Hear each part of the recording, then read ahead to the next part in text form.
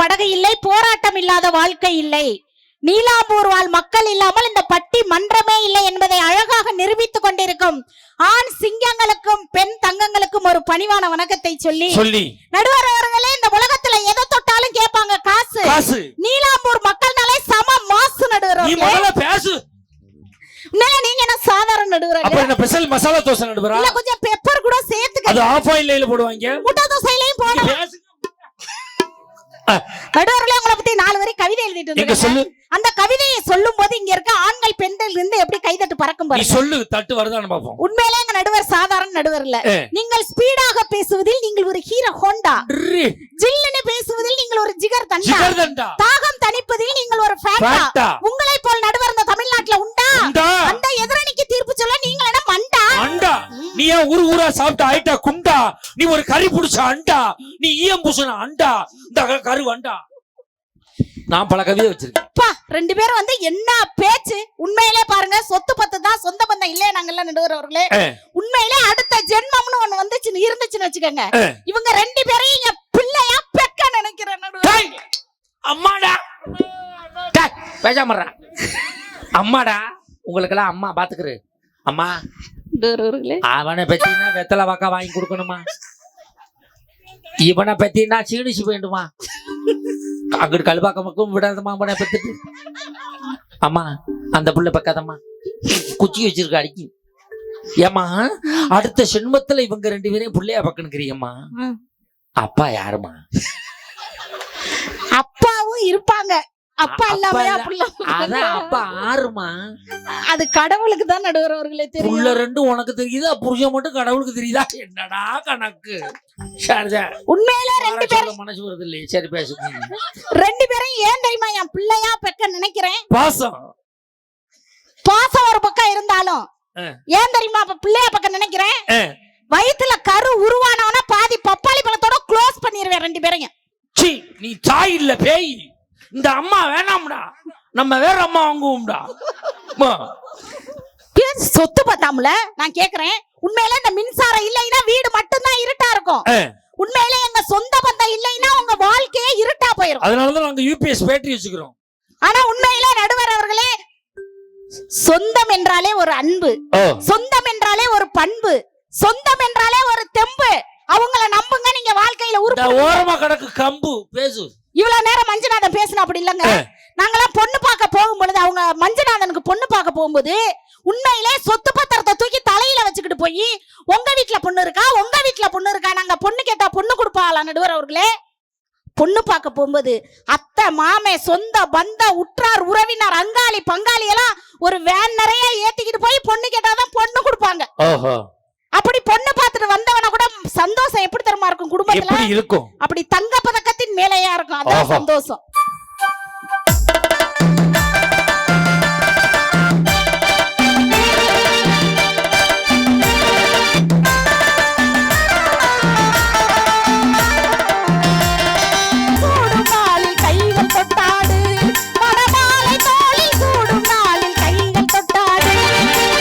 பதக்கத்தின் மேலே ஒரு முத்து பதித்தது போலே இந்த பட்டுக்கண்ணுங்களின் மேலே தொட்டு கொடுத்திடலாமோ இல்லை விட்டு கொடுத்திடலாமோ?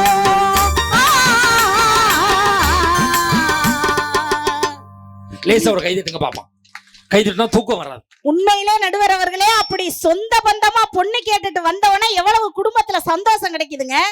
உண்மையிலே பாருங்க, அது மட்டும் கிடையாது, எங்க பெண்கள்லாம் அழகா மேட்சுக்கு மேட்சா ட்ரெஸ் போட்டுருப்போம். ஏன் தெரியுமா பெண்கள் மேட்சுக்கு மேட்சா ட்ரெஸ் போட்டுக்கிறோம்? ஏன் மேட்சுக்கு மேட்சா ட்ரெஸ் போடுறீங்க? ஏன் தெரியுமா நடுவர் அவர்களே? ஏன் கட்டின புருஷன் தான் மேட்சா இல்ல, போட்டுக்கிற ட்ரெஸ்ஸாவது கொஞ்சம் மேட்சா இருக்கட்டும். நாங்க ஆம்பளை ஏன் தெரியுமா மேட்சுக்கு மேட்சா ட்ரெஸ் போடுறது இல்ல? ஏன் கட்டினதும் மேட்சா இல்ல, கட்டிக்கிறது மேட்சா இல்ல, போயிட்டாரு. இவ்வளவு பேச்சு பேசுனாங்கல்ல, உண்மையிலே மஞ்சுநாதன் பையன் நைட்டு 2 மணிக்கு குழந்தை அழுகுதுங்க. நைட்டு 2 மணிக்கு அழுகும் போது இவங்களுடைய பணக்கட்டை எடுத்து அந்த குழந்தைக்கு முன்னாடி ஆட்டுனா அந்த குழந்தை அழுகையை நிப்பாட்டுமாங்க. உண்மையிலே பாசமான உறவு, தாய்ங்கிற பாச உறவு இருந்தாதாங்க அந்த குழந்தை அழுகையை நிப்பாட்ட முடியும். அப்படியா? மஞ்சுநாதன் பையன் இப்ப அழுகிறான்னு வச்சுக்கோங்க, இப்ப அவனுக்கு வயசு 14 வயசு. தாய்க்கு கொண்டே காட்ட முடியாது. குறும்பேரே ஒண்ணு கொடுத்தோம்னா பேசாம தூங்குவான். குழந்தையில சொன்னேன் நடுவர், குழந்தையிலையா? மஞ்சுநாதன் பிள்ளை இப்ப பெரிய பிள்ளை ஆயிடுச்சுல. ஆனா உண்மையிலே நடுவர் அவர்களே, இப்ப பாருங்க, நீங்க பட்டிமன்றம் முடிஞ்சு வீட்டுக்கு போறீங்க. நீங்க வீட்டுக்கு களைப்பா போறீங்கங்க. அப்படி களைப்பா போகும்போது நீங்க 10,000 ரூபாய் கொடுத்து ஃப்ரிட்ஜ் வாங்கி வச்சிருக்கீங்க. அந்த ஃப்ரிட்ஜ் அத்தான் வாங்கத்தான் களைப்பா இருக்கீங்களா அத்தான் அப்படின்னு உங்க முகத்தை அப்படியே தொடச்சு ஜூஸா போட்டு கொடுக்கும் அந்த ஃப்ரிட்ஜ். நீங்க பணத்துல வாங்கி வச்சிருக்க ஃப்ரிட்ஜ் கொடுக்காது. ஆனா மனைவிங்கிற ஒரு உறவு சொந்தம் தானங்க உங்களை அன்பா பாத்துக்கும். ஆமாமா, உண்மைமா. நம்ம கவலையோடு வீட்டுக்கு போகும்போது ரொம்ப டயர்டா இருந்தா என் மனைவி வந்து அப்படி முந்தானையை துடைப்பான். அதே ஃப்ரிட்ஜ் என்னை துடைக்குமான்னு தானே கேட்கிறேன். ஆமா, ஃப்ரிட்ஜை திறந்து பாருமா, அதுல கல்யாணி இருக்கும், கேஎஃப் இருக்கும், பிரிட்டிஷ் இருக்கும், எல்லாமே அதுக்குள்ள இருக்கும். என் கவலையை போக்கும். இது ராகம் கிடையாதுமா, அது சில மருந்து சிறப்புகள் உள்ள வச்சிருப்பேன்.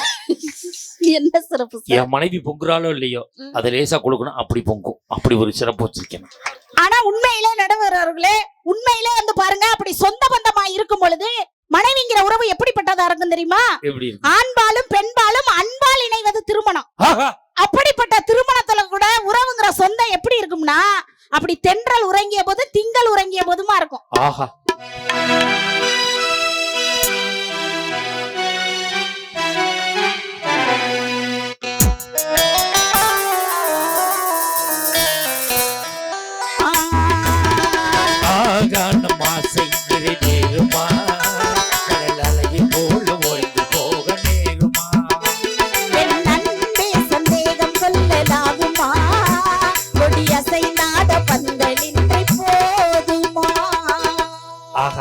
நல்ல ஒரு கைதட்டல் கொடுங்க பாப்போம். உண்மையிலே நடுவர் அவர்களே, சொந்த பந்தம் இருந்தாதாங்க வாழ்க்கையிலே மகிழ்ச்சியா இருக்கலாம். இப்பெல்லாம் நான் பட்டிமன்றம் வந்த உடனே இங்க வந்த உடனே முதல் போன் யாருக்கு தெரியுமா பண்ணுவேன்? யாருக்கு? எங்க அத்தானுக்கு தாங்க பண்ணுவேன். அப்ப ரெண்டாவது போன் உங்களுக்கு தான் நடுவர். அதனாலதான் சுவிட்ச் ஆஃப் பண்ணி வச்சிடுறேன். உன் போனே வேணாம் நடுவர்களே. பட்டிமன்றம் வந்தானே எங்க அத்தானுக்கு தான் முதல் போன் பண்ணுவேன். ஹலோ அத்தா, எங்க அத்தா இருக்கீங்க அப்படின்னு கேட்பேன். பாசம்.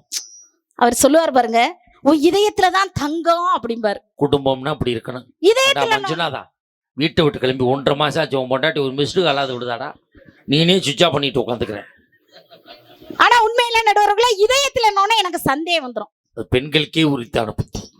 மனுஷன் வீட்டுல இருக்காரா இல்ல வெளியில எங்கேயாவது சுத்திக்கிட்டு இருக்காரான்னு ஒரு டெஸ்ட் பண்ணுவேன் அவரை. Urine டெஸ்டா, blood டெஸ்டா? மிக்ஸிய வச்சு, எங்க வீட்டு மிக்ஸிய வச்சு டெஸ்ட் டெஸ்டா. இது என்ன ஒரு மிக்ஸி டெஸ்டா இருக்கு? நடுவர் அவர்களே, வீட்லயே அத்தா இருக்கீங்க அப்படின்னு கேட்டேன். ஆமாமா, வீட்டுலதாமா இருக்கேன் அப்படின்னாரு. அப்படின்னா நம்ம வீட்டு மிக்ஸிய கொஞ்சம் போடுங்கத்தான் அப்படின்னு. மனுஷன் மிக்ஸிய போட்டாரு. பழைய மிக்ஸி உள்ள இருக்கு. அப்பா, மனுஷன் வீட்டுல இருக்காருன்னு நிம்மதியா இருந்தேன் நடுவர் அவர்களே. மறுநாள் பட்டிமன்றமுங்க. இப்படிதான் பட்டிமன்றம் போன உடனே முதல் போன் அத்தானுக்கு பண்ணேன். ஹலோ அத்தா, எங்க அத்தா இருக்கீங்க அப்படின்னு கேட்டேன். இப்ப அந்த மனுஷன் டென்ஷன் ஆயிட்டாரு. இந்தாரு, எங்க இருக்க நொங்க இருக்கன்னு. இப்ப உனக்கு மிக்ஸி எத்தனை போடணும், இந்தா போடுறேன் பாரு. அப்பா, மனுஷன் வீட்டுல இருக்கானு. மறுநாள் நிகழ்ச்சிக்கு போயிட்டேன் நடுவர் அவர்களே. மறுநாள் மழை வந்து நிகழ்ச்சி கேன்சல் ஆ போச்சுங்க.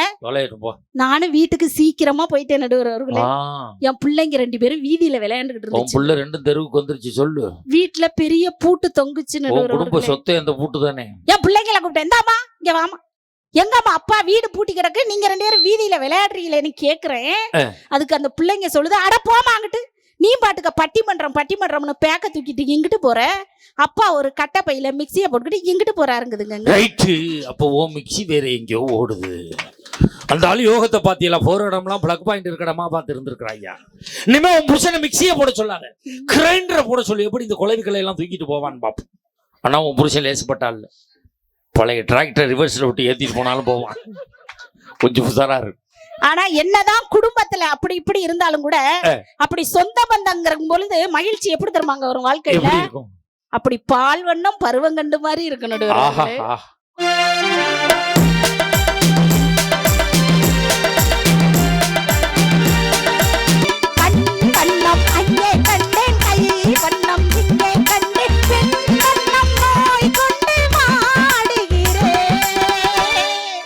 நல்ல ஒரு கைதட்டல் கொடுங்க பாப்பா. அம்மா, குரல் வளம் அவ்வளவு இனிமையா இருக்குமா? சரி நடுவர் அவர்களே. நீங்க வந்து 4 படத்துக்கு தானே பாடி இருக்கீங்க. ஆமா. என் மக்களோட அன்போடும் ஆதரவோடும் 100 படத்துக்கு மேல பாடணும், 100 வயசுக்கு மேல வாழணும். நன்றி நடுவர் அவர்களே. நீ எத்தனை வயசு வரை வாழணுங்கிறது உன் புருஷன்ட்ட உங்க அப்பன்ட்ட அவங்க போய் கேளு. இங்க ஒண்ணு டிபார்ட்மெண்ட் ஆபீசர் எல்லாம் பொறுப்பு கிடையாது, உனக்கு மட்டும் தான் பொறுப்பு. ஆனா உண்மையிலே சொல்லியிருக்காரு, சொல்லி அதான் சொல்லு. ஆனா உண்மையிலே நடுவர் அவர்களே, எப்பொழுதுமே பாருங்க புருஷனுக்கு பாதுகாப்பே ஒரு பொண்டாட்டி தாங்க. அந்த சைத்தானா எப்படி? உண்மையிலே பாருங்க சொந்த பந்தமான பொண்டாட்டி தான் நடுவர் அவர்களே உங்களுக்கு பாதுகாப்பு. எப்படி சொல்றீங்க? நீங்க தனியா 2 வீலர்ல போனீங்கன்னு வச்சுக்கோங்களேன், காவல்துறை என்பர் வழி மறிச்சு நிறுத்துவாங்க. நிப்பாட்டு, ஆர்சி புக் இருக்கா, இன்சூரன்ஸ் இருக்கா, ஹெல்மெட் இருக்கா, மாஸ்க் இருக்கான்னு 1008 கேள்வி கேட்பாங்க. அப்படி அழகான என்ன மாதிரி அழகான மனைவி. மரியாதை மரியாதை மரியாதை. ஏன் நடுவர்? அழகுங்கிறது வேற, அகலங்கிறது வேற. நீங்க அகலமான மனைவியிலே சேர்ந்தவங்க பேசுங்க. காக்கைக்கும் தன் குஞ்சு பொன் குஞ்சு. அது ஓரமா உட்காந்து குஞ்சு எங்க வந்து கொஞ்சுற. அப்படி அழகான மனைவிய பைக் பின்னாடி வச்சு கூட்டிட்டு போகும் பொழுது எந்த ஒரு காவல்துறை என்பரும் வழி மறிச்சு நிறுத்த மாட்டாங்க. அப்ப ஒரு மனைவி, ஒரு கணவனுக்கு பாதுகாப்பு மனைவி தானே நடுவர் அவர்களே? ஆமாமா, அது உண்மைதாம்மா. நேத்து பைக்கில் போனோமா, போலீஸ்கார ஐயா நிப்பாட்டிட்டாரு. ஆர்சி புக் எடு, லைசன்ஸ் எடு, ஹெல்மெட் எடு. சார் நான் பட்டிமன்ற நடுவர், உன்னை தாண்டா செக் பண்ணணும், போலி ரொம்ப பேர் இருக்கிறாங்க அப்படின்னு செக் பண்ணார். அந்த நேரம் பார்த்து ஒருத்தன் புடிச்சு பொட்டாட்டியோட போனா விட்டுட்டாரு. நான் கேட்டேன், சார் நாங்கள் தனியாக வந்தால் பிடிச்சி டிமாண்ட் பண்ணுறீங்களே, ஏன் லேடிஸோட போடணும் விட்டுறீங்க அப்படின்னு. அது ஒன்றும் இல்லை தம்பி, அவனே ஒரு கஷ்டத்தோட போய்க்கிட்டீங்க, நம்மளுக்கு இன்னொரு கஷ்டத்தை ஏற்படுத்துன்னு சொல்லிட்டு தான் போன்னு சொல்லிடுறோம் அப்படின்னு சொல்லி போலீஸ்கார ஐயா சொன்னாரு. நான் சொல்லலை. இவங்க 2 பேரும் 1008 பேச்சு பேசுனாங்கல்ல, காலையில இருந்து சாயந்தரம் வரைக்கும் பொண்டாட்டிய பார்த்து எத்தனை டீ போட்டு கூப்பிடுறாங்க வீட்டுல. காலையில தூங்கி எந்திரிச்சதுல இருந்து, ஏய் பேஸ்ட் கொண்டாடி, பிரஸ் கொண்டாடி, துண்டு கொண்டாடி, இட்லி கொண்டாடி, சட்னி கொண்டாடின்னு எத்தனை தடவை டீ போட்டு கூப்பிடுறாங்க. என்னைக்காவது மனைவிமார்கள் சொந்தம் வந்து காப்பி ஓ புடிச்சா போய் அடுத்து, டேய் மாவா தம்பி தம்பி தம்பி தம்பி இந்த நாயை என்ன சேர்த்து ஒரு போட்டோ எடுக்கடா, பிடிச்சிரா பிடிச்சிரா, எடுக்கிறா எடுக்கிறா, நல்ல நாயிடா, கருப்பு நாயிடா. ஏன் நடுவர் அவர்களே? இந்த போட்டோ என் பொண்டாடி கிட்ட காட்டணும்டா. எதுக்கு? என் பொண்டாடி கேட்கிற உன் பேச்சு எந்த நாய் கேட்கணும். இந்த நாய் கடிச்சுன்னா அந்த நாய்கிட்ட காட்டினோம்னா குடும்பத்துல எந்த குழப்பம் வராதா. அந்த நாயை பிடிச்சி வைங்கடா. ஆண் நாயா பெண், இது என்ன நாயிடா அது? ஆண் நாயா பெண் நாயா? பொதுவா பாருங்க, வீடுகள்ல பாதுகாப்புக்கு ஆண் நாய் தான் வளர்ப்பாங்களே ஒழிய பெண் நாய் வளர்க்க மாட்டாங்க. ஏன் தெரியுமா ஆண் நாய் வளர்க்குறாங்க? நைட் அவுத்து விட்ட உடனே அந்த நாய் காம்பவுண்ட் வால்ல ஏறி இப்படி பாக்கும். திருடனை இல்ல பொட்ட நாய் வருதான் முடிச்சுக்கிட்டே இருக்கும். அதனாலதான் ஆண் நாய் வளர்க்குறாங்க. பேசாம இருக்க, பேசு பேசு பேச, என்னை சும்மா இருக்கணுங்கடா, கிளப்பி விடாம. ஆனா நாங்க வந்து இத்தனை டீ போட்டு கூப்பிட்டாலும் இந்தாடா காப்பின்னு சொல்ல மாட்டோம் நடுவர் அவர்களே. சொல்லிவிட்டியா? அப்படி பண்பாட்டோட குடும்பம் பண்றது சொந்த பந்தங்கிற மனைவி. உண்மையிலே பாருங்க, அந்த மனைவி குடும்பத்துல இருக்கும்போது எப்படி தெரியுமா இருக்கும் வாழ்க்கையில? அப்படியே குங்கும பூவே கொஞ்சம் புறாவே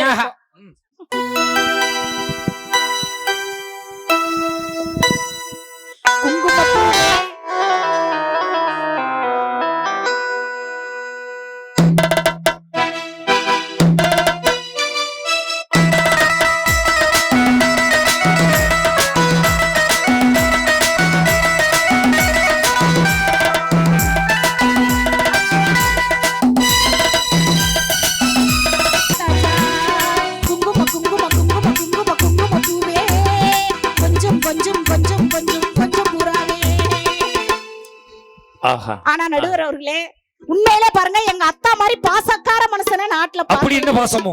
மனுஷன் காலையில 7 மணிக்கெல்லாம் டானு எந்திரிச்சிருவாரு. அப்பதான் தெரிஞ்சிருக்கும். அப்படி இல்லங்க, பாசக்கார மனுஷன் 7 மணிக்கெல்லாம் எந்திரிச்சு அப்படியே என் முகத்துலதான் முழிக்கணும்னு ஆசைப்படுவாரு. அவர் விதி பலன் அது. அப்படி 7 மணிக்கெல்லாம் எந்திரிச்சு தங்க குட்டி அப்படிம்பாரு. தெரியுதுல்ல முக்கா போத. என்னத்தான் நடுவர் அவர்களே? ஒன்னதான்.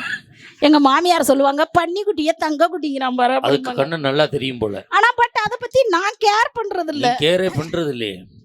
நான் தங்க குட்டினோன்னா அப்படியே சிங்குன்னு அத்தா முன்னாடி போய் நின்னு, ஆமா நீங்க நின்று யாத்தா டெய்லி ஏன் முகத்திலே முழிக்கிறீங்களே, அவ்வளவு பாசமாத்தான் அப்படின்னு கேட்டேன். அதுக்கு அவர் சொன்னாரு, அதெல்லாம் ஒண்ணும் கிடையாது, உன்னைய உத்து பாப்பேன், இருட்டாயிருக்கும், இன்னும் விடியலைன்னு படுத்து தூங்கிடுவேங்கிறாருங்க மனுஷன். இதுக்கு பேர் தாண்டா விடியா முஞ்சிங்கிறது.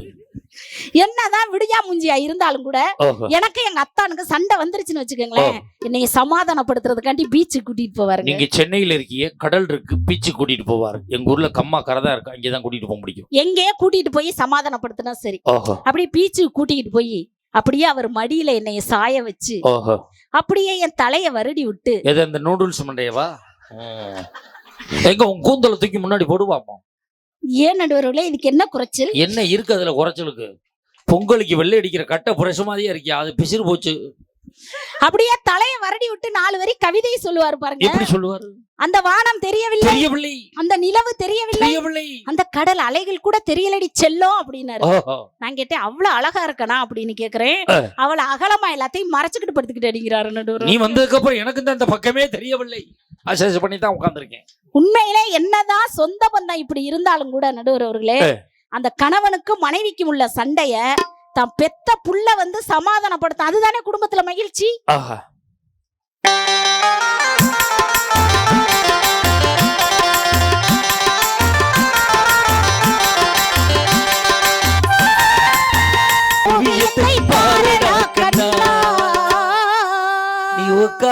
கண்ணா.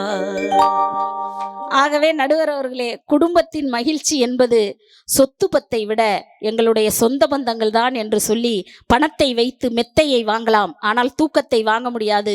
பணத்தை வைத்து சொத்து சுகத்தை வாங்கலாம், ஆனால் ஒரு தாயினுடைய அன்பை பாசத்தை விலை கொடுத்து வாங்க முடியாது என்று சொல்லி, இதுவரை கேட்டு சுவைத்த உங்களின் திருப்பாதங்களை பணிந்து நன்றி கூறி விடைபெறுகிறேன். நன்றி, வணக்கம். அருமையான பேச்சு. கைதட்டுங்க. அண்ணே அண்ணே உட்காருங்க ப்ளீஸ், முடிச்சிடறேன், திருப்பி முடிச்சிடறேன் ப்ளீஸ். அக்கா உட்காருங்க, கடைசி நடுவில் பிச்சை எடுக்க விட்டுறாதீங்க ப்ளீஸ் ப்ளீஸ். அண்ணே சொல்கிறாங்க அவசரத்துக்கு கூட போட மாட்டான் போல இருக்கிறேன், அப்படி உட்கார வைக்கிறேன். அண்ணே எனக்கும் டேங்க் கெப்பாசிட்டி அவ்வளோதானே, ப்ளீஸ் உட்காருங்க. 2 நிமிஷம் சேர்ந்தாப்புல போகும்னே. நானும் சுகர் பேஷண்ட் தானே. அப்படியே உட்காருங்க ஐயா, உட்காருங்க ப்ளீஸ். ஒவ்வொருத்தராக சொல்ல முடியாது என்னால், கொஞ்சம் எக்ஸ்கியூஸ் பண்ணி உட்காருங்க.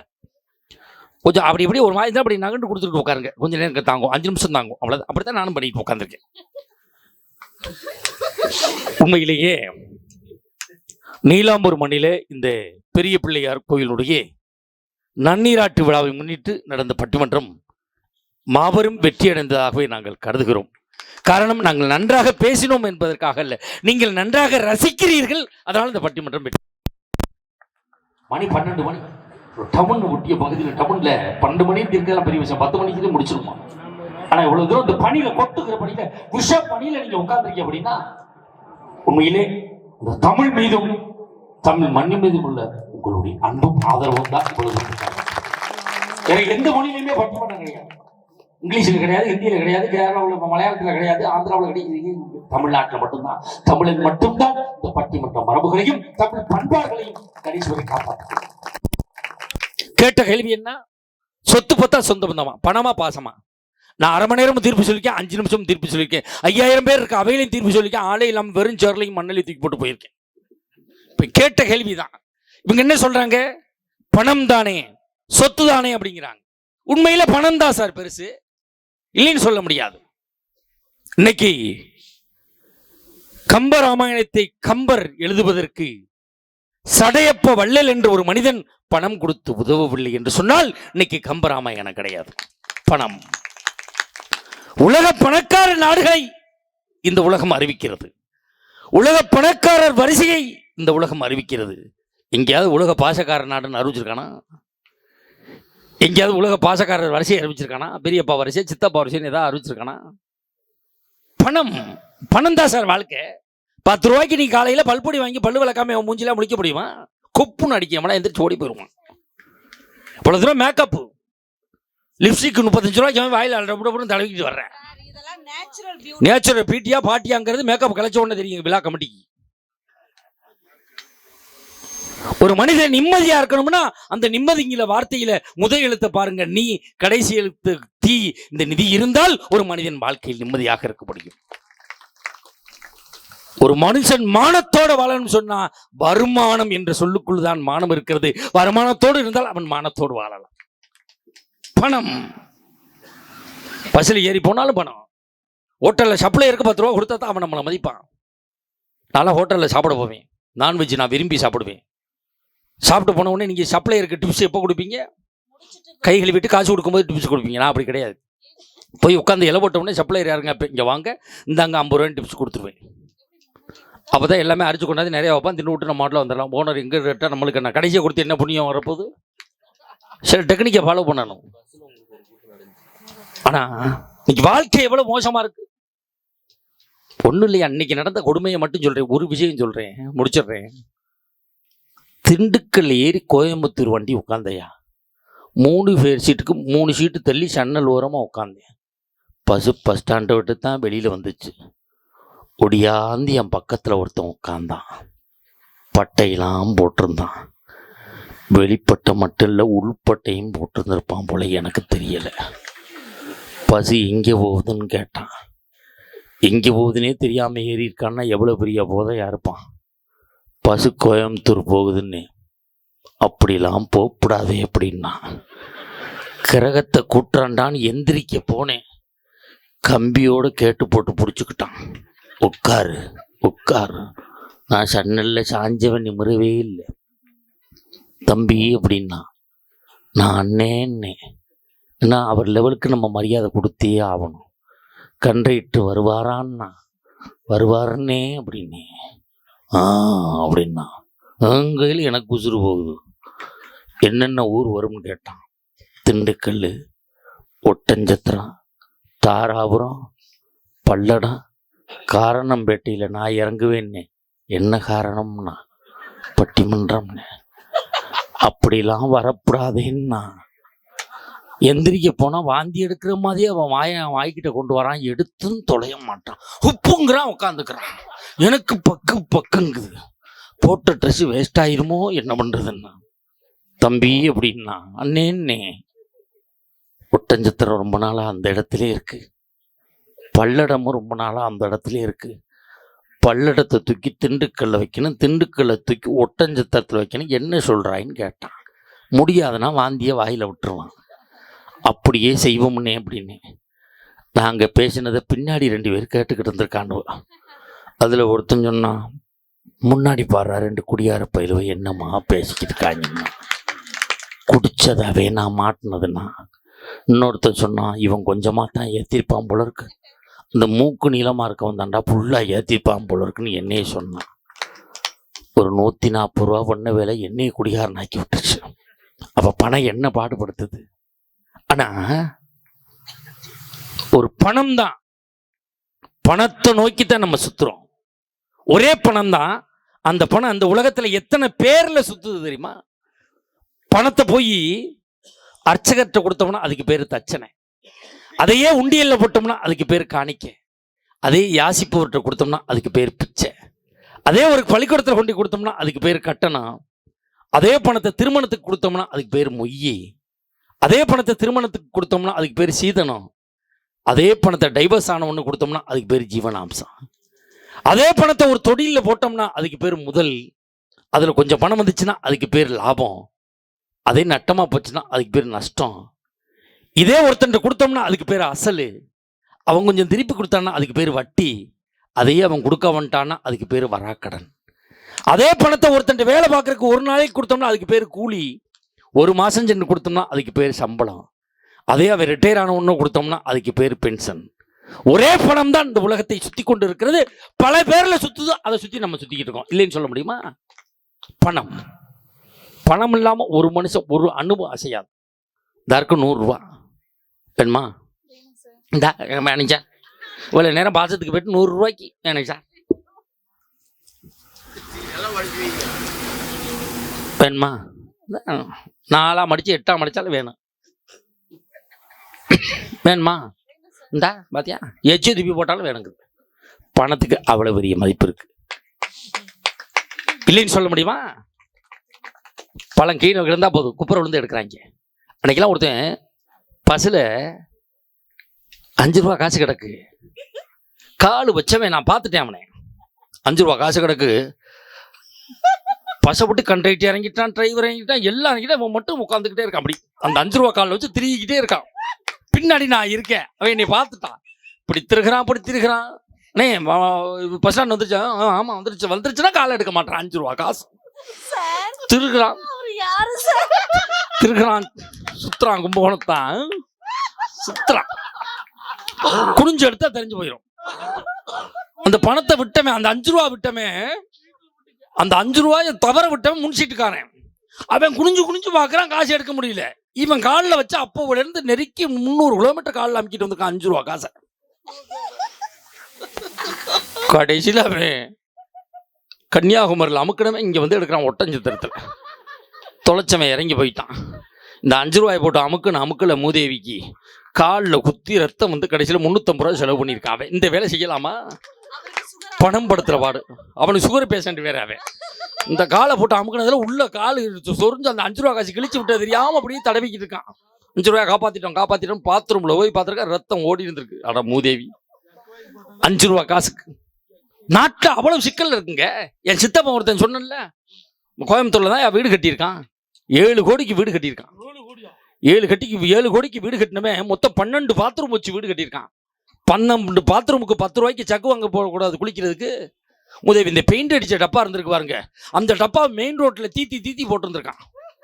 போன மாசம் அவசரத்தில் குளிக்கிறோம்னு சொல்லிட்டு இப்படி எடுத்து இப்படி விட்டுருக்கான். காலில் கிழிச்சிக்கிட்டு போயிடுச்சு. இப்போ 750 ரூபா கட்டி ஆஸ்பத்திரியில் படுத்து கிடக்கான். 10 ரூபா கப்புக்கு ஆசைப்பட்டு கக்கூஸ் கப்பில் போய் இந்த பிரச்சனை பண்ணியிருக்கான். அப்போ பணம் இவ்வளவு சிக்கலை கோட்படுத்துதா இல்லையா? இல்லைன்னு சொல்ல முடியுமா? இவ்வளவு தூரம் சொல்றீங்கல்ல, நீங்க திருமண விழாக்கள் நிறைய போறீங்க, பணமே வேணாம் நீ சொல்றீங்களா? உறவு தான் முக்கியம் சொல்றீங்கள. உறவுகளுடைய விசேஷத்துக்கு போகணும்னா ஓம்ட்டு மொய் நோட்டை பெறட்டாம என்னைக்காவது போயிருக்கியா? அவன் எவ்வளவு செஞ்சிருக்கான்? 500 செஞ்சா நம்ம 1000 செய்வான், 500 செஞ்சா 600 செய்வான். இவ்வளவு சொல்றீங்கள, மொய் நோட்டை பார்க்காம நீ யாரா போயிருக்கியா? பணம்தான் வாழ்க்கை, பணம்தான் உலகம். ஒரு காலத்துல வலிச்சா புள்ள, இப்ப கிழிச்சா புள்ள. அப்ப பிறந்த ஊரம் புள்ள, இப்ப பிறக்கிற ஊரம் கீரி புள்ள. எனக்கு கீரி தான் பிள்ளை. இதெல்லாம் தயவு செய்து நான் புள்ள பெத்தேன்னு யாரும் பெத்தேன்னு சொல்லாத. நம்ம புள்ள கிழிச்சி எடுத்தேன் அப்படி சொல்லும். பெத்த காலம்லாம் முடிஞ்சு போச்சு. அதுவும் முதல் பிரசவம்னா தலை பிரசவம்னா அப்பங்காரன் பணம் கட்டணுமா, 2ஆவது பிரசவம்னா புருஷங்காரன் பணம் கட்டணுமா. நான் கட்டுவேன், 4வது பிரசவம்னா நீ கட்டு. இப்போ வாழ்க்கை அவ்வளவு சிக்கல்ல இருக்கு. ஒன்று தெரிஞ்சுக்கங்க, ஆண்கள்லாம் அந்த இடத்துல வச்சிருக்கோம்ல, இதுக்கு பேர் பாக்கெட்டு. இந்த பாக்கெட்டு கனமா இருந்தா உள்ள இருக்கக்கூடிய மனசு லேசா இருக்கும். இதே பாக்கெட் லேஸ் ஆயிடுச்சுன்னு வச்சுருக்க கூட உள்ள இருக்கக்கூடிய மனசு கனமா இருக்கும். பணம் தான் இவ்வளவு திமுறான என்ன காரணம்? இந்த பனி கொடுமையிலே இந்த மேடையில் உட்காந்துருக்கான். இயற்கை வியாதிகள் நிறைய எல்லாருக்கும் உப்பி போயிருக்கு. இந்த அம்மாலாம் கோயம்புத்தூர் வந்தா சுற்றி பார்க்க போவோம். இந்த அம்மா ஆஸ்பத்திரியை போய் சுற்றி பார்த்துட்டு இன்னைக்கு 4000 செலவு பண்ணிட்டு உட்காந்துருக்கு. ஒவ்வொருத்தருக்கும் ஒவ்வொரு விதமான வியாதிகள் எல்லாம் இப்படித்தான். நான் ஒரு ஆஸ்பத்திரிக்கு போனேன், நீ ஒரு ஆஸ்பத்திரி போய், இவ்வளவுதான் வித்தியாசம். இவ்வளவும் இருக்கிற காரணத்தால் மனிதனுக்கு குடும்பத்திற்கு மனநிறைவுக்கு தேவை சொத்து தாகிய பணமே என்று நான் தீர்ப்பளித்து சொன்னா, 2 பேரும் விட்டு சாத்தனா எவன்டா தாங்கிறது? அப்ப இந்த அக்கா முடிச்சிடறேன், 2 நிமிஷம் முடிக்கணும் பாருங்க, டக்குன்னு முடிப்பேன் பாருங்க. அப்படியே உட்காருங்க, முடிச்சு போடுவோம். இந்த அப்படி அக்கா ப்ளீஸ் அக்கா உடனே அவங்க வச்சு உட்காந்துட்டாங்க. பார்த்தா இது ஐயா இந்த கோயம்புத்தூர் பண்பாடுங்கிறது சொன்ன சொல்லுக்கு கட்டுப்பட்டு உட்காராங்க. இதானே மனித தன்மை. உறவு இல்லை. இவன் காசு வாங்க இருக்கு, நான் உட்காரணும் அந்த அக்கா பேசுது, அது எனக்கு தெரியும். அப்ப உறவுன்னு என்னன்னு பார்க்கணும். அவ்வளவுதான், முடிச்சிடறேன். இப்ப பட்டிமன்றம் முடியும் மணி 12:10 12:10. நான் இப்போ வண்டி எடுத்தேன்னா 4:10 வீட்டுக்கு போயிடுவேன். போய் காலிங் பெல் அடிப்பேன். என் மனைவி வந்து கதவை திறப்பாங்க. வாங்க மகாராஜா, நீலாம்பூர் பட்டிமன்றம் செட்டிகளை எப்படி இருந்தது? அப்படியா கேப்பா? பாப்பா நான் இதுக்கிட்டு உரிச்சுத்துப்பல போட்டு பாடு அப்படின்பா. இதே முகம் கொஞ்சம் வாட்டமாக இருந்துச்சு இல்லை, ஏன் ஒரு மாதிரியா இருக்கு அப்படின்னு கேட்பான். என்னன்னு தெரியலமா, என்னால் சரியாக பேச முடியலமா அப்படின்னா, கவலைப்படாதையா, நாளைக்கே பட்டிமன்றம் இருக்குன்னு சூடாக பாலை ஆற்றி கொடுத்து போய் படி அம்பா. வாழ்க்கையில் நான் தோற்று போகின்ற பொழுது என்னை தேற்றுவது என் மனைவி என்கிற உறவு இல்லைன்னு சொல்ல முடியுமா? சார், தொழில் பண்றோம், வியாபாரம் பண்றோம், விவசாயம் பண்றோம், ஏதோ ஒரு கெட்ட நேரம் போதாத கால கொரோனாவின் தாக்கங்கள் நஷ்டமாயிடுது, நொடிச்சு போயிடும், எல்லாத்தையும் இழந்துடுறோம். வீட்டில் போய் தனிமரமாக நிற்கும் போது நம்மளோட சேர்ந்து ஊர் சுற்றணும் நம்ம வீட்டுக்கு வருவானா சார்? நம்மள்கிட்ட வாங்கி சாப்பிட்டவன் நம்ம வீட்டுக்கு வருவானா சார்? நம்மளோட சேர்ந்து தண்ணி அடித்தவன் நம்ம வீட்டுக்கு வருமானா சார்? நம்ம தனிமரமாக நிற்கும்போது அம்மா ஓடியாந்து கேட்பான், என்னடா ஒரு மாதிரியா இருக்க, என்னன்னு தெரியலம்மா, எல்லாத்தையும் இழந்துட்டம்மா அப்படின்னு கண் கலங்கும்போது அம்மா அவள்கிட்ட என்ன சேர்த்து வச்சிருக்காளோ ஏதோ கொஞ்சத்தை கொடுத்து இதை வச்சு பொழைச்சிக்கடா மகனே இப்படி சொல்லுவோம். இதான் ஒரு தாயினுடைய பாசம். மனைவி ஒடியாருவா, எங்க ஒரு மாதிரி எல்லாம் இழந்து போச்சுடா, பிள்ளைகளை இப்படி கட்டி கொடுக்க போறேன்னா கையில் கழுத்தில் கிடக்கிற எல்லாத்தையும் கழட்டி கொடுத்துட்டு என் தாலியை கூட கழட்டி கொடுத்துட்டு வெறும் மஞ்சள் கயிறை போட்டுக்கிட்டு நான் இருக்கேன்னு சொல்லக்கூடியவள் அந்த மனைவி. மகள்களை பெற்ற அப்பாக்களுக்கு தான் 3 தாய் இருக்கிறாள் என்பதை யாரும் மறக்கவும் முடியாது. நான் போய் அம்மா அப்படின்னா எங்கள் அம்மாவுடைய அந்த என்னப்பான்னு கேட்பாங்க. தலைவலிக்குதுன்னு சொன்னால் எங்கள் அம்மா ஒரு மாத்திரை கொடுத்து போட்டுக்கிட்டு படுறாம்பாங்க. தலைவலிக்குதுன்னா என் மனைவி ஒரு தைலத்தை கொடுத்து தேய்ச்சிக்கிட்டு படுங்கம்பாங்க. அம்மா தலைவலினா எங்கள் அம்மா மாத்திரையும் தருவேனா, என் மனைவி தைலமும் தருவேனா. என் மக இந்த பிஞ்சு வரலால இங்கேயா அப்பா தலைவலிக்குது கையை வச்சா சரியா போயிருமே. இந்த உறவுகளை எங்கே சேர்ப்பது? பணம் இருக்கிறது, பொருள் இருக்கிறது, மாடை மாளிகை இருக்கிறது, எனக்கு போவதற்கு படகு போர் கார் இருக்கிறது என்று எல்லோரும் சொல்கிறார்கள். சில வீட்டில் சொல்றோம், பிள்ளையாது வச்ச பொருள் வச்ச இருக்கிற இடத்துல இருக்குது இல்லையே, இந்த பிள்ளை கிளச்சி கிளச்சி போட்டதேங்கிறான். எத்தனையோ வீடுகளில் வைத்த பொருள் வைத்த இடத்திலேயே 20 ஆண்டுகளாக கிளைக்கப்படாமல் இருக்கிறது என்று ஏங்குகிற பெற்றோர்களும் கேட்டு பாருங்கள். அந்த பிள்ளையினுடைய உறவு பாசம் என்னவென்பது தெரியும் நண்பர்களே. மனைவியினுடைய பாசத்தை யாரிடம் கேட்க வேண்டும்? மனைவியை வயதான காலத்தில் இழந்துவிட்டு தன் மனைவியை பிரிந்து ஒருவேளை சோற்றுக்காக ஒவ்வொரு மகன் வீடாக அலைகிறானே, அந்த தகப்பனிடம் கேட்டு பாருங்கள். மனைவியினுடைய பாசம் உறவு என்ன என்பது தெரியும் நண்பர். நிறைய கேலி செய்தோம், மனைவிகளை நிறைய கிண்டல் செய்தோம். எல்லா ஆம்பளை தோல்ல துண்டு போட்டு நடக்கிறான்னா, வீட்டில் இருக்கக்கூடிய மனைவி என்கிற உறவு ஒழுக்கமாக இருப்பதால் தோல்ல துண்டு போடுறான், இல்லைன்னா அந்த தலைக்கு தான் போகும். சார் யதார்த்தமா பேசுவோம் சார், முடிச்சிடறேன், அவ்வளோதான். அடுத்த பட்டிமன்றத்தில் பேசுவோம். ஒன்றும் இல்லை, வயசான தாத்தா இருப்பார் அந்த வீட்டில். அந்த தாத்தா பேரன் ஸ்கூல்லேருந்து வருவான், அவனை கூட்டிகிட்டு வர போவார். அவன் அந்த 1வது தான் எல்கேஜி தான் படிப்பான், யூகேஜி படிப்பான். இறங்கணுன்னா, டேய் அந்த பேக்கை குடுறா, தாத்தா தூக்கிக்கிறேன். இல்லை வேணாம் தாத்தா, உனக்கு வயசாகிடுச்சு, நான் மாட்டிக்கிறேன் தாத்தா அப்படிமா. டேய் அந்த லஞ்சு பேக்காவது குடுறா, நான் கொண்டு போகிறேன். வேணாம் தாத்தா, உனக்கு வேணாம் தாத்தா, நான் தூக்கிக்கிறேன் தாத்தா லஞ்சு பேக்கு. அப்போ நான் என்னடா பண்ணேன், என்னை தூக்கிக்கிய தாத்தா அப்படிம்பான், என்னை தூக்கியம்பா. இது அந்த தாத்தாவுக்கும் பேரனுக்குமான உறவு எங்கே இருக்கிறது? ஒன்னை சொல்கிறேன் நண்பர்களே, என் தந்தை 87 வயதில் இறந்து போனார். எனக்காகவே வாழ்ந்தவர், என்னை படிக்க வைத்தவர், விவசாயம் செய்து என் சகோதரிகளை திருமணம் செய்து எனக்கு படிக்க வைத்து எனக்காக வாழ்ந்து எனக்கு ஒரு வேலையை வாங்கி கொடுத்து எனக்காக வாழ்ந்த தந்தை 87 வயதில் இறந்து போனார். என் தந்தையினுடைய இழப்பை என்னால் ஜீரணிக்க முடியாத ஒரு மனிதனாக வெறும் பிணமாக நான் அலைந்து கொண்டிருந்தேன். ஓராண்டு காலம் என் தந்தை பயன்படுத்திய அறையை நான் எந்த பொருளும் எடுக்கவில்லை. எனக்கு ஒரு மனசு கஷ்டம், என் மனசு ஒரு மாதிரி சங்கடமாக இருக்குன்னா எங்கள் அப்பா ரூமில் போய் ஒரு 10 நிமிஷம் உட்காருவேன் சார். எங்கள் அப்பா என்கிட்ட பேசுகிற மாதிரியே இருக்கும் சார். ஒரு தந்தையை இழந்தவனுக்கு தான் தெரியும் ஒரு தந்தையினுடைய பாசம் என்னவென்பது. இழந்து பார்த்தால் தான் தெரியும். ஒரு தாயை இழந்தவனுக்கு தான் தெரியும் அந்த தாயினுடைய பாசம் என்னவென்பது. மனைவியை இழந்தவனுக்கு தான் தெரியும் ஒரு மனைவியின் பாசம் என்பது. சிறு பிள்ளையிலே இன்று ஓடி விளையாடுகிற பிள்ளை, சிறு பிள்ளையிலே அப்பா என்று அழைத்த பிள்ளை, சிறு வயதிலே என்னை பெயர் சொல்லி அழைத்த பிள்ளை, நான் இறக்கும் முன் என் பிள்ளை விபத்திலே மரணம் அடைகின்ற பொழுது ஒவ்வொரு தந்தையும் அந்த ஏக்கத்திலே புழுங்குகிறானே, வாழ்க்கையை துளைக்கிறானே, அந்த தகப்பனை கேட்டு பாருங்கள். ஒரு பிள்ளையினுடைய பாசம் என்னவென்பது தெரியும் நண்பர்கள். நம்ம சொல்றோம் பணம் பணம் பணம், பணத்தை நோக்கி ஓடிக்கொண்டிருக்கிறோம். தயவு செய்து உங்களுக்கு ஒரு அன்பான வேண்டுகோளை வைக்கிறேன். பணம் சம்பாதிக்க வேண்டும் தான், பணம் நம்மளுக்கு தேவைதான், பணத்துக்காக ஓடுகிறோம். நம் பிள்ளைகளுக்காக, நம் சந்ததிக்காகத்தான் நாம் பணம் சம்பாதிக்கிறோம். தயவு செய்து உங்கள் பிள்ளைகளிடம் ஒரு 5 நிமிடமாவது தினமும் பேசுங்கள் நண்பர்களே. 5 நிமிடமாவது பேசுங்கள். என்ன சாப்பிட்டாய், என்ன வேண்டும், என்ன படிக்கிறாய் என்று உங்களிடம் பிள்ளைகளின் மீது பாசத்தை செலுத்துங்கள். தயவு செய்து ஒரு மனிதன் வாழ்வதற்கு பணம் உதவியாக இருக்கும், சொத்து உதவியாக இருக்கும். ஆனால் மனநிறைவான மகிழ்ச்சியை கொடுப்பது பணத்தை தாண்டி, சொத்துக்களை தாண்டி உறவுகள் தான் என்று தீர்ப்பளித்து உங்கள் பாசமற்ற வாழ்க்கை பாதத்தை தொட்டு விடைபெறுகிறேன். ஒன்றை மட்டும் சொல்லி நிறைவு செய்கிறேன். சொத்துக்களை வேண்டுமானால் பிரித்துக் கொள்ளுங்கள், சொந்தங்களை ஒருபோதும் பிரித்துக் கொள்ளாதீர்கள்.